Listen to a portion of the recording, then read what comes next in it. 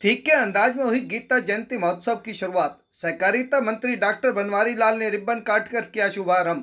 कार्यक्रम में लगाई गई विभिन्न विभागों की प्रदर्शनी। इस मौके पर डॉक्टर बनवारी लाल ने कहा, गीता कोई किताब नहीं बल्कि पूरा एक ग्रंथ है।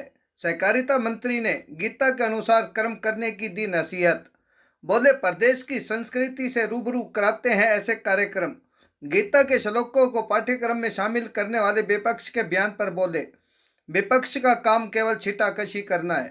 कांग्रेस की जयपुर रैली पर किया कटाक्ष। विपक्ष का काम केवल विरोध करना है। कहा, महंगाई पर रैली करके केवल ढोंग कर रही है कांग्रेस। रैली वाले राज्य में ही उच्चतम स्तर पर है महंगाई। एमएसपी पर कोई खरीद नहीं कर रही है कांग्रेस। किसान आंदोलन खत्म करने पर किसानों को दी बधाई। किसान आंदोलन पर कहा, किसानों के मुद्दे को बरकरार रखना चाहती थी कांग्रेस। इस मुद्दे को चुनाव में भुनाना चाहता था विपक्ष। रेवाड़ी से राजकुमार की रिपोर्ट।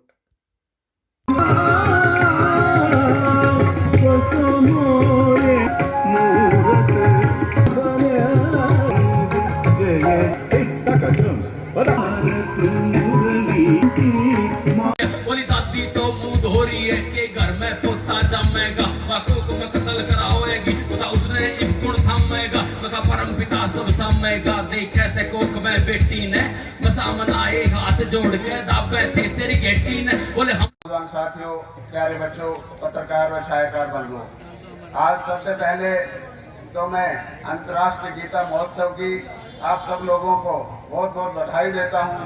और जिस तरह से गीता का जो विचार है उसकी उत्पत्ति हमारे जो गीता के जो विचार हैं उनकी उत्पत्ति हमारे कुरुक्षेत्र के अंदर महाभारत का युद्ध हुआ, उसी से शुरू हुई। तो उसके लिए भी हरियाणा वासियों को बहुत बहुत बधाई देता हूं कि हमारे यहाँ से एक ऐसे ग्रंथ का उत्पत्ति हुई जिसको पूरी दुनिया गीता को पढ़ती है। और जो गीता में जो संदेश एक मानव समाज के लिए, मानव जीवन के लिए जो दिया गया है, उस संदेश की पालना करती है, उसके उन पर चिन्हों पर चलते हुए।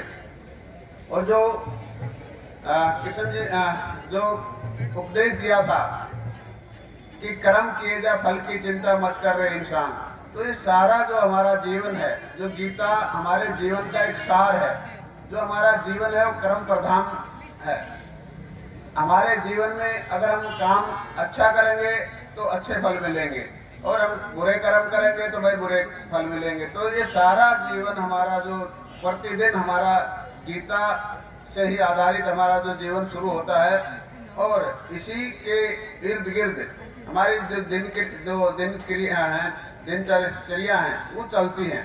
और जो आज हम अच्छा काम करेंगे तो आगे उसका फल अच्छा मिलेगा। तो हमें फल की चिंता ना करते हुए अपने कर्म पर ध्यान देना चाहिए, और हमें समाज में एक अच्छे भाईचारा और अच्छा समाज बनाने के लिए आपस में प्यार से रहना चाहिए। और जो आज मैं देख रहा था इस प्रदर्शनी के जरिए जो पूरी गीता का जो श्लोक हैं वो लिखे हुए हैं, और उन श्लोकों से हमें शिक्षा ले करके हमारे जीवन को आगे बढ़ाना चाहिए। और आज पूरा विश्व गीता को पढ़ता है और गीता के उपदेशों से सीख लेते हुए अपने जीवन को आगे बढ़ाता है।